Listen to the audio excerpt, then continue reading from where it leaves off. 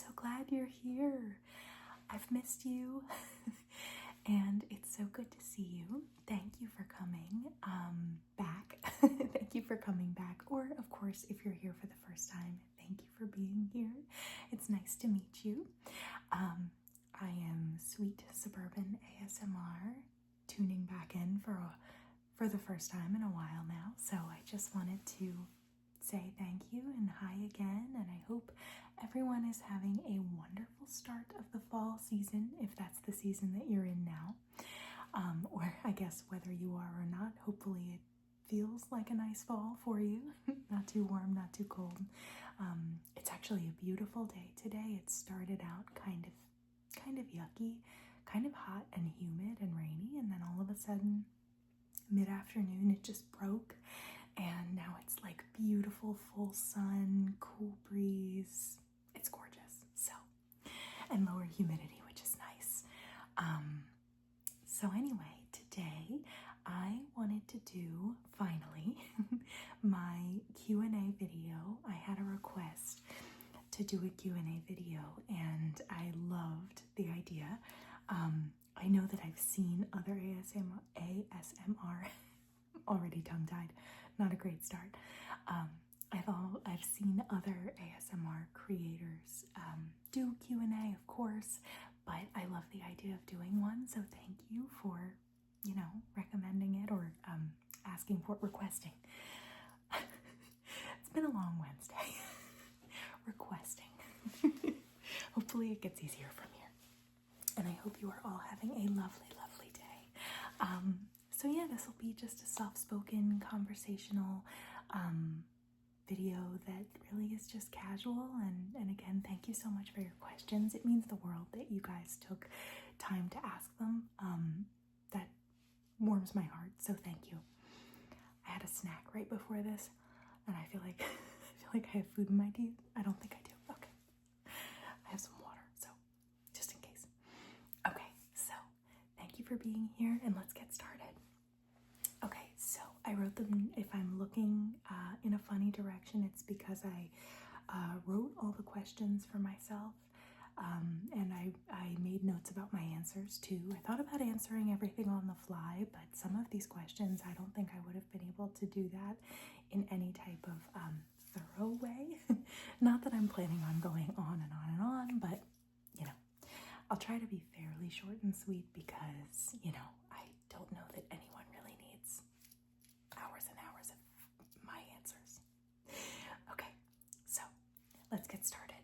So the first set of questions was from CA Lady 11 or Kalady 11. I've done this before to you. I'm not sure which it is, and I'm worried that you've corrected me and I'm still not remembering. But either way. Okay, the first question is, what books and or movies would you recommend? That question is a fantastic question, and it was the first question, obviously, and I was like, oh, I have to make notes. I'm never gonna be able to do that on the fly. Okay, so I made some notes. Let's start with books. So most recently, I read a book called Baby Teeth, and it's a new book, but it's not new. Like, it might have come out it's like 20 teens, I think. The author is, I apologize, I'm not sure how to pronounce her first name. I'm not sure if it's Zoe or if it's Zohe, but it's Zoje, and her last name is Stage, just Stage. So I'm gonna say Zohe. I hope that's right. Zohe Stage. And the novel is called Baby Teeth. That one kind of rocked my world. I consider it a thriller, I guess, but that's not quite the right word for it. I would highly recommend looking it up. Now, unlike the rest of these books that I'm going to talk about, there's only a few, but unlike the rest, I listened to this one via Audible. A trial of Audible. Actually, it was the first thing I chose. And my husband and I listened to it on a road trip earlier this summer. I did the packing video for that trip, and it was really just the narration was phenomenal, and that just added to it. So if you have Audible, or if you want to do a free trial, and if you're into something kind of dark and twisted but realistic as well, family drama, thriller, absolutely, please look into it, please read it. Highly recommend. And what an amazing author she is. Really incredible book. So highly recommend Baby Teeth. The other two that I would recommend you read, many of you probably already have, so these might be cliche recommendations, but I would recommend that anybody and everybody read The Handmaid's Tale by Margaret Atwood. That is one of my favorites, if not my favorite. You know, the show is amazing. I never finished it. Full disclosure, that's on me. But I watched a lot of it. But really, I read the book years ago in high school. I chose it. It was not an assigned reading. And it blew my mind. So highly recommend just the good old novel, The Handmaid's Tale. Not sure what year it came out, but amazing book. Amazing. Really makes you think, for better or worse. I also would recommend The Help. Also an amazing movie. I guess really I have just a book, Baby Teeth, and something that became a show, The Handmaid's Tale, and something that became a movie, The Help. So, and that author is Catherine Stockett. I had to look that up. These are all novels that I own, and not Baby Teeth, I guess, because that was Audible, but the other two I own, and they're really excellent books. And again, if you are not the biggest reader and you haven't seen The Help, the movie, it's awesome. It's absolutely fantastic. Highly recommend. Great story, and just really stellar acting. Two amazing actresses in that movie. So highly recommend. Okay. I feel like there's also, there's something, all three of those books, there's something for everybody at any age, any socioeconomic class, any sex, any gender, anything can enjoy those books. I think all three. So let me know if you take any of these recommendations. Please let me know what you think. I would love that. Okay. And I did make a note for myself to say, so unrelated to who wrote them and what she and her public image have unfortunately become, the Harry Potter series will always have a special place in my heart. That series shaped who I was growing up in the 90s and early 2000s. And the current issues surrounding the author are very sad and unsettling to someone like me who loves the books and the story and the characters and the lessons and the whole vibe so much. Reading those books, I have them all, and reading those books feels like going home again. And so it's a shame that it's become a bit of a controversy, understandably. So that's that. But if if you're on the younger side and or it doesn't matter how old you are, but if you've never read Harry Potter and you'd like to, do it. You don't have to purchase them. Libraries are there for a reason, so you can always dig into something like that if you want. That goes for all of these books, but if you choose not to support, again, understandably, if you choose not to support something, but you still want to access the material, library. Okay, so movies. I'm not, so I love movies, clearly. I mean, I love books too. I love everything. I'm kind of just happy to be here. That's what my husband says about me. He's like, you're really just happy to be here, aren't you? I'm like, yeah. Okay, so movies. Such a cliche. Are you ready? I think one of the best films, not even movie, but films of all time is Titanic. I really do. And I think that may be a product of my, of like the time period. Again, like I was born in the very early 90s. And so like I remember my mom and grandma like going to see Titanic, and my mom was like, I'm not going to be home till late. This movie's like 3 hours long. And then, it got so much attention. And then later in my life, young high school or middle school probably, I watched it, the whole thing, maybe early high school, I don't know.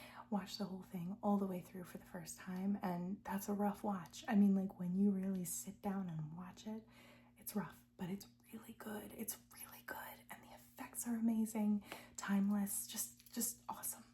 So, that's sort of my, like, classic, you know, hey, if you haven't seen it, go watch it. There's no shame in not having seen it.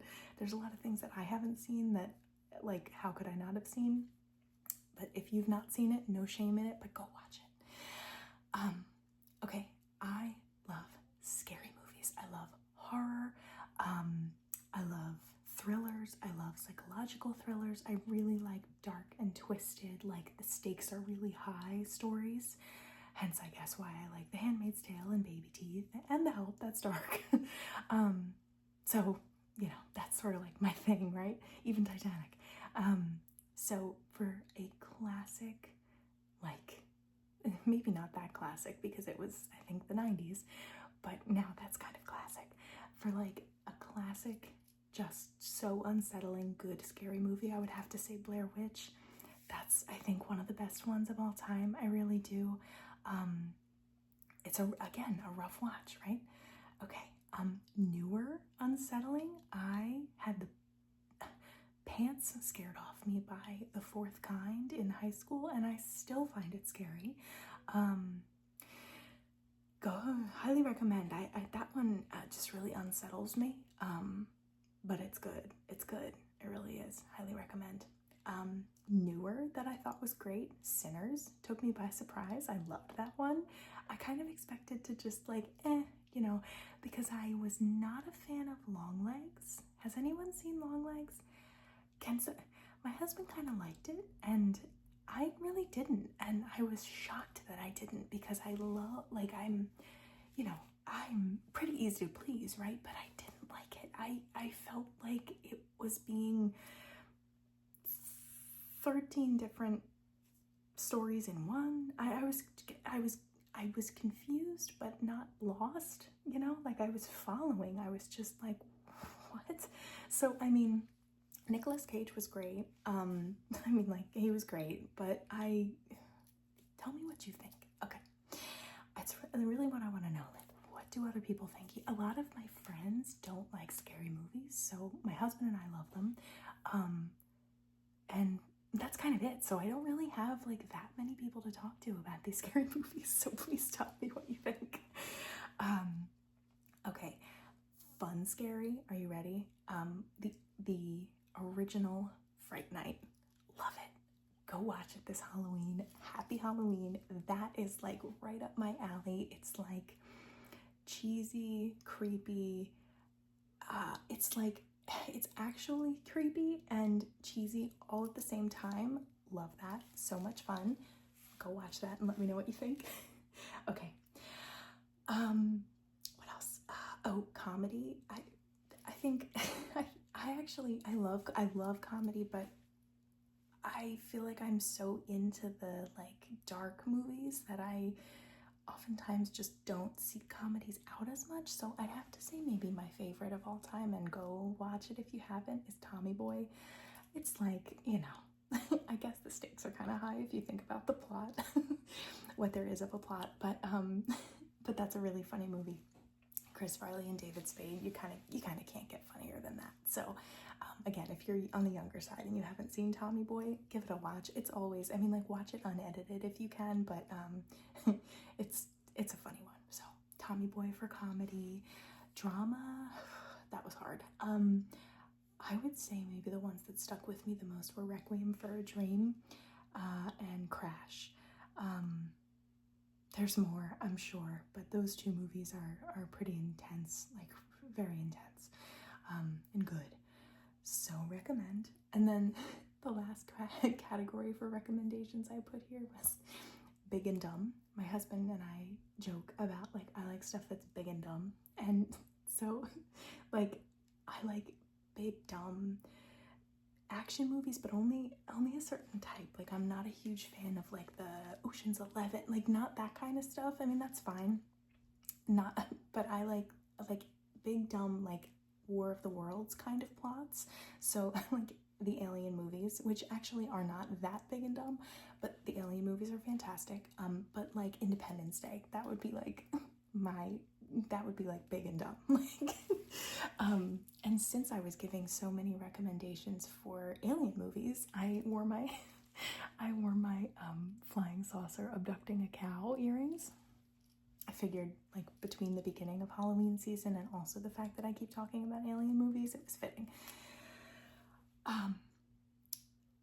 I'm sorry, I thought of another one. I like The Village very much. That is like the one, no offense M. Night, but like the one M. Night Shyamalan movie that I really think is really good. I guess there's more. I mean, The Sixth Sense, like, I grew up knowing the ending, so it didn't really, like, I didn't really care about the movie too much. But The Village is good. I feel like I'm gonna think of more, like, as I do this. The Back to Scary again, Happy Halloween, right? But the original mini series for Salem's Lot is fantastic, from like the 90s. The original mini series of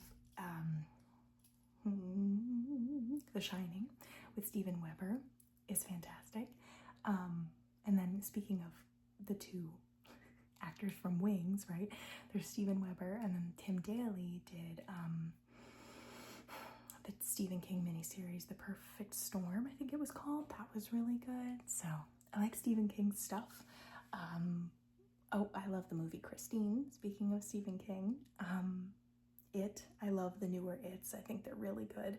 They're like, you know how some horror movies are just kind of like, okay, like, it's just a horror movie? I thought that It was like another, like, film. Like, it was like a feast, kind of like Titanic. Not that they're the same at all, but you know what I mean.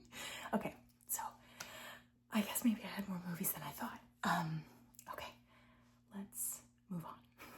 Thank you for that question. It was great. That is one of the longer questions, so it'll get easier from here. I hope. Okay, so what country, and this is still from CA Lady, what country have you always wanted to visit? The Netherlands. I have not been, and I would absolutely love to. A lot of my family, at least half, is pure Dutch, so I would love to go to the Netherlands. Okay, next question. Do you like to cook? If so, what's your specialty? I do like to cook. I am getting better at it in my 30s. I would say my specialty is, it's not, I mean, it could be better. I bet there's recipes that beat mine, but I love to make mac and cheese for holidays, like as a big 9x13 side dish, gooey, but like bake it in the oven with the cheese on top so that it has like the crispy top. Regular cheddar, sharp cheddar. Sometimes I'll buy like a mac and cheese blend of cheese and put that in. Butter, milk, cheese, salt, pepper, mustard, Worcestershire. You can't go wrong, right? And some good pasta. So, mac and cheese I love. I also make a pineapple stuffing sometimes for holidays, and that's really good. Sweet and buttery. It's almost like dessert. It's very good. Again, the mac and cheese is sort of my recipe. It's like a take on another recipe. That's sort of mine, which is why I think of it as my specialty, even though it's like, it's good. It's not, I don't think it's going to win any contests, but it's good. But the pineapple stuffing was a recipe given to me. And then the last thing, also a recipe that I found online, is cobbler. I would say that might be my specialty for a dessert. I've done blueberry, that's the original recipe. I've also done mixed berry cobbler. That's even better, according to my family. Like raspberries, blackberries, and blueberries, and that's pretty good. It's pretty good. Little vanilla ice cream, you can't go wrong, right? Okay. What is your favorite type of food? Great question. I love everything, but I think recently my favorite food is probably sushi. It's always been up there, but like the older I get, the less like, I don't want to say the more sensitive my stomach is, but like the less I'm able to, like, do I love to go to Texas Roadhouse and house an order of the rattlesnake bites and rolls and a steak? And yes, did it a couple days ago. Yes, but what is sitting better with me these days and in my 30s is like, it's like fresher food. Sushi is definitely like, I always feel really good after I eat it and I love it. So there you go. Probably sushi. But I also really like anything with cheese, like nachos, mac and cheese. So good. Okay. Like a good burger. Even like an amazing salad. I'm in for a great salad. Now, the greatest salads are not the healthiest salads, but still very good. Oh, I make, just to backtrack a little bit, make it at home, folks. It's so easy. Sometimes on a weeknight, I'll make my husband and I a Caesar salad dinner. It's just a Caesar salad. You can get your own romaine, chop it, wash it, or you can buy the bagged stuff. Doesn't matter, whatever's on sale, whatever you like. Pull some of the ribs out so it's not like too crispy. And then, so you have your romaine, you cook some pasta and so drain it, cool it down, just cold pasta or room temperature pasta. Get some pepperoni or turkey pepperoni, we do turkey, and mix that all up together with some Marie's Caesar dressing, maybe some croutons, some shaved Parmesan. That is like a good old-fashioned salad works salad, and it is so easy and it's so good. So, highly recommend stuff like that. I like to do like assembly dinners, they call them, where like you're not slaving over the hot stove for hours, but it's like a well-rounded meal. There's a veggie, there's a protein, there's starch, and you just kind of assemble it all and then you just go to town. So that's a good one too. Maybe that's like a weeknight dinner that I'm known for. I don't know. Okay, so what's next? Oh, if you could have dinner with 3 famous people, living or dead, who would they be and why? Amazing question. I really had to think about this one. I really took some time this morning. I will also just call out that Brandon, lovely Brandon, he also asked this question. He said, if you could have dinner with any historical figure or celebrity, dead or alive, who would you pick? So I'm going to answer for both, since they're basically the same question. So I wrote Margaret Thatcher, Stephen Sondheim, and one or more of the founding fathers. If I had to pick, I guess I'd say George Washington. So Margaret Thatcher, I would be fascinated to talk to a woman that was so strong, so independent, so powerful, for lack of a better word, especially in the time that she was Prime Minister, of course. I would be fascinated to talk to her and to learn more about her and get a peek behind the curtain. You know, how do you do that? How did you do that? And then Stephen Sondheim, he was, if you don't know, he was a Broadway composer, debatably the best of all time. He passed away a few years ago, I want to say mid-teens, mid-2000 teens. He wrote Into the Woods. He wrote Sweeney Todd. He wrote Merrily We Roll Along. He wrote Company. He wrote Passion. He wrote, oh my God, what am I? I mean, there's more, of course, I'm blanking. And I don't know all of his shows very well. I think I know of them all, but some of them I don't know that well. Like, I don't know Merrily We Roll Along that well, which is surprising because that's like one of his most famous. But I know the plot and I know some of the music and the, iterations of it over the years. Oh, my foot's asleep. I would be fascinated to talk to him and just pick his brain on like what first of all, where did all of that come from for him, but also what makes a good performer, what makes you want to put somebody in your show. So I would be just fascinated by that. And I probably embarrassingly forgot like a name of one of his biggest shows, and I'll think of it later and be like, oh my God, why didn't I say that? And then, so I'm gonna just like pick George Washington, mostly because he is the founding father of America that was so insistent on not being president for years and years and years. He was insistent on having terms and limitations, and I think that that's important. and I would be interested to talk to him about the birth of this country and also what he thinks of the country now. I would be very interested to hear and see his responses and reactions, his, you know, his, what's the word? his joys over what's happened, his fears and otherwise over what's happened. And I would be very interested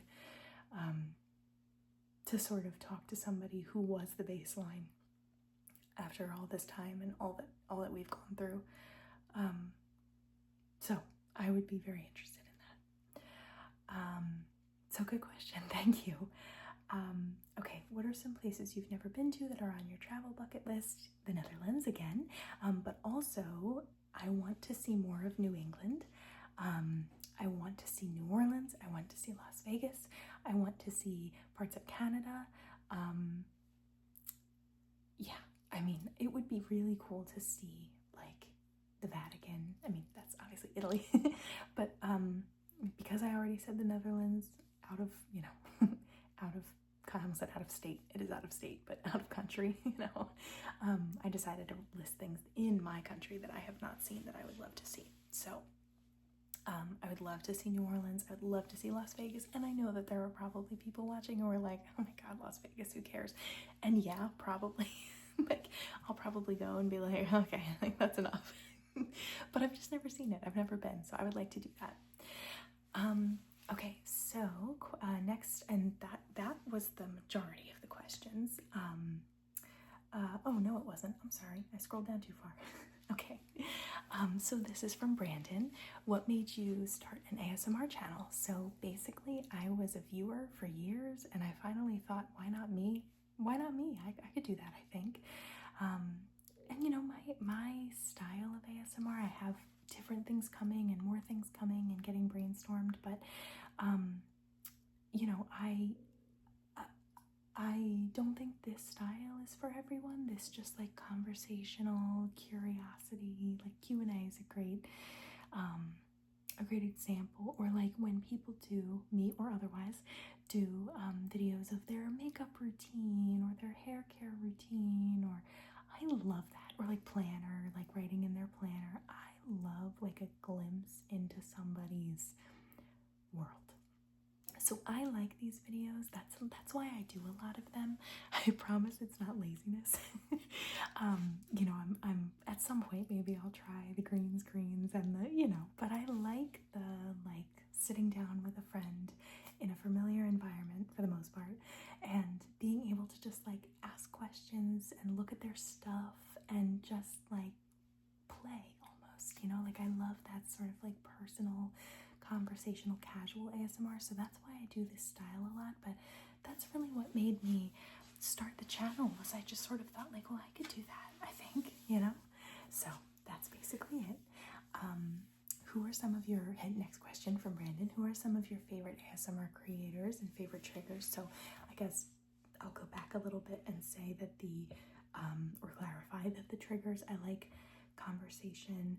I like role plays that involve conversation, like you're at the hair salon, or you know, one of the ASMR creators that I'm about to mention, she did a video recently, and it was like that girl from middle school plays with your hair and like asks you like intrusive questions, and that's hysterical. It was very, it reminds me of when I was younger, and you play pretend and you play make believe. I think that's great. So yeah, I like those kind of triggers, those sort of like conversational, maybe role play, but maybe not, kind of almost like interpersonal ASMR, I guess, you know, where you just like talk and learn or show and tell or that kind of thing. So I'd say that those are my favorite triggers. Really, like conversation is my favorite trigger. Okay, and then what else do we have here? Okay, what are some of your favorite ASMR creators? Okay, so alphabetical order, I would say these are just ones that I like a lot and have been watching a lot recently. So again, alphabetical order, no favoritism. So ASMR Aura, she's the one that did the dancing. So cute, so fun. ASMR Aura, Jeannie B ASMR, who I've talked about before. Oceans ASMR is incredible. I love the fact that she refuses green screens, and I have nothing against green screens, by the way. I like them. Maybe someday I'll use them. But I also like the fact that she doesn't. I think that's such a cool, like, branded thing for her. She also has a clothing line, and she's like 7. No, I'm kidding. She's like 20s. She's super cool. So Ocean, if you're watching, you keep doing you, girl. Safe Space ASMR is just an angel. And Ting Ting ASMR is so cool. I love her videos. She's adorable.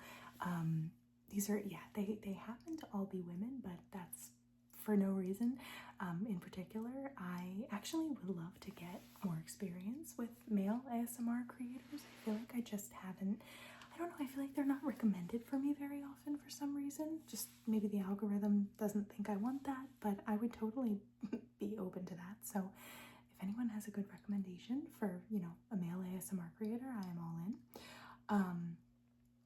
Okay, so let's see what else. Historical figures, we did that one. Oh, places you've never been to. Sorry, Brandon, I went out of order. I already did that one. And then I went back up to the favorite ASMR creators. Okay. All right, so then the next questions are from Emmeline Miller. Emmeline, I hope it's Emmeline because that's what I'm saying. Okay. What is your best advice for people who are about to graduate college and start their lives? That is an amazing question.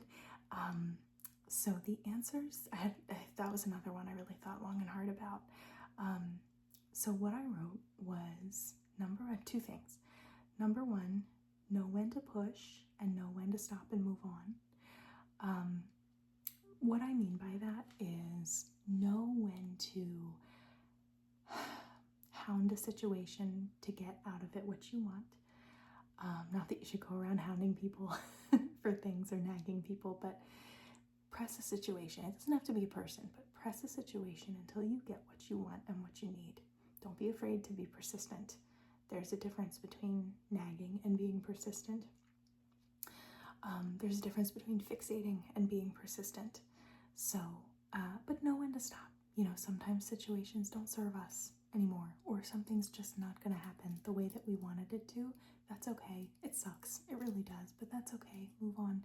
Whether it's, you know, whether it's a relationship, God forbid, whether it's a job, whether it's, you know, an apartment or buying a house, know when to push and when to kind of not stop till you get what you want or what you need or both. But also know when it's better to just, you know what, that opportunity is not going to work out for me, or I don't think that's the right job for me. I don't think that's the right place for me, whether you know it in the interview or a year in. It's okay to move on. And be persistent and resilient. Be as resilient as you can, and you will always be okay, no matter what. No matter what your finances are, no matter what, you will always be okay if you are willing to do your best, be persistent and resilient, and be patient with yourself, because persistence and resiliency, they do not come easy to anybody, ever. They don't. And it's okay to fail. It's okay to fail. That's really, like, that should be like 1A. It's okay to fail. You're gonna fail. I failed, oh my god, many times with a bunch of different things. Career field, I began in one that I am not in now. I transferred schools when I was in college. I went somewhere freshman year, loathed it, felt like a failure, and transferred, and am so glad that I did. It changed my life. The friends I made there are the friends I have today. Yeah, so you're gonna fail, and that's okay. It's gonna suck. It's gonna suck, but that's okay. That's normal. That means you're doing it right. That means you're alive. So hang in there. And then number 2, that was sort of like 1 and 1A and maybe even 1B, but number 2 is work on changing things from the inside. what I mean by that is if you are at a job, just an example, and something is not the way you think it should be, or whether it's process, like actual, actual work-related process, or hey, maybe people aren't talking to each other the way that you think they should, whether they're not talking enough or whether they're not being respectful. Do what you can do to make the littlest bit of difference. Model, it sounds kind of funny when you think about it in like an adult sense, right? Because it sounds like the direction you give a kid, but model good behavior. Model behavior that you would want to see, that you would want to receive too, a treatment that you would want to receive. Golden rule, right? Treat others the way you want to be treated. Make those little changes from the inside of an organization, of a friendship, of a family relationship. Change things from the inside, small, low, and slow. Be resilient. And here's 2A, don't be afraid. You can be afraid. You can absolutely be afraid. That's okay. There's no shame in it. But what I mean by that is that we all get one time on the merry-go-round, and you really have nothing to lose.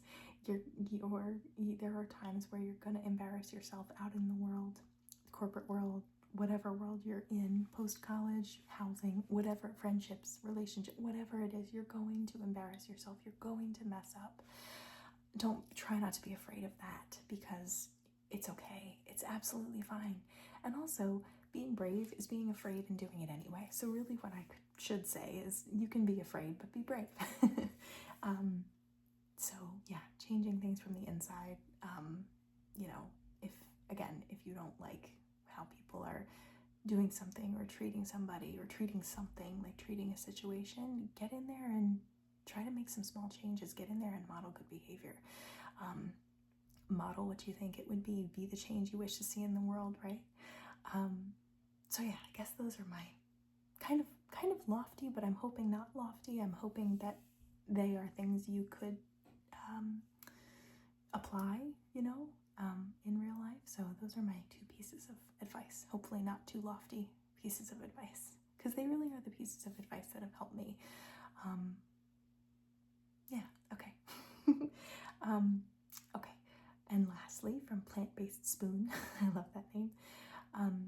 What did you study in college, if you went? And if you didn't go or could go again now, what would you study? So that tripped me up a little bit. I did go. I have a bachelor's degree, and my major was psychology, and my minor was theater. And I thought about it long and hard. And I think if I went again, I would switch them, and I would major in theater, and I would minor in psychology. I was too afraid, speaking of being afraid, I was too afraid to major in theater because I thought that I wasn't good enough, which, hey, maybe I'm not, by the way. Like, it is possible. But I thought I wasn't good enough, and I was worried about job prospects being unavailable because of my major.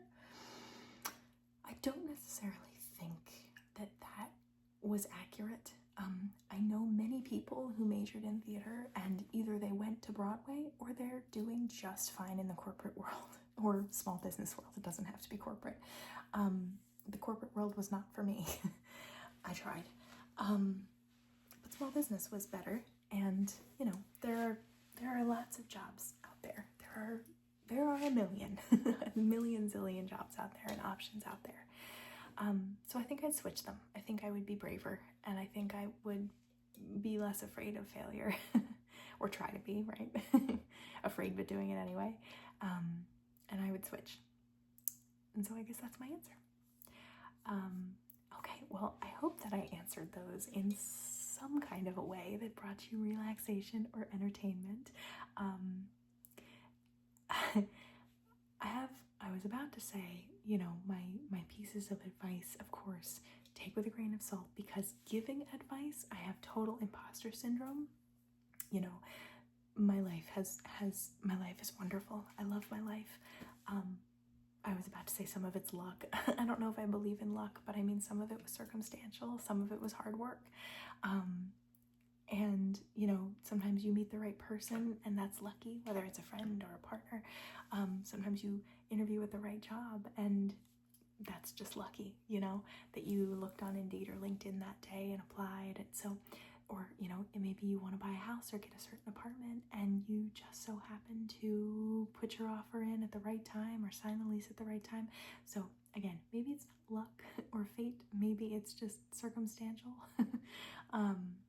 But you know, there's I guess what I'm trying to say is I am aware of that, so therefore giving advice, I feel like I have imposter syndrome about that, because at the end of the day, what the hell do I know? So take everything I said with a grain of salt. But I love the questions and I really love answering them, and I hope they made sense. I hope they were concise, because I mean them. I mean what I said, and there are things that have helped me, things that I've learned personally.